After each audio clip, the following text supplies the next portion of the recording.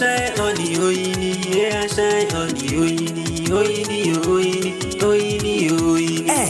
Bọ́mọdé bá ròyìn àṣàkàrà náà bá gbàgán bá ròyìn á jìnnà sí ṣúgà. Bẹ́ẹ̀ ti mọ̀ pé iṣẹ́ tó yẹn ṣe nínú àgọ́ ara ò kéré o. Àtayé gbọ́hùn lóyún tí ń bá ní kojú àìsàn kan sí méjì nínú àgọ́ ara. Ǹjẹ́ ìwọ wá fẹ́ oyin gidi bí oyin tí ò lẹ́jà ń bá kàn nínú oyin tó ní òǹtẹ̀ NAFDAC? Yára ṣàṣà kó o kàn sí Shine International Limited lọ́pọ̀pọ̀nà Kango lẹ́gbẹ̀ẹ́ Holy Family nílùú Kòjé Àbújá. Ó sì lè kàn sí orí ẹ̀rọ ayélujára wọn www.ashinelimited.com tàbí kó o pe ẹ̀rọ ìbánisọ̀rọ̀ yìí 081 39 29 48 93. Port Harcourt ló wà ní àbí Èkó àbí Kaduna àbí Kano má mi kàn gbogbo bí la ti ń ta káàkiri àgbáyé o.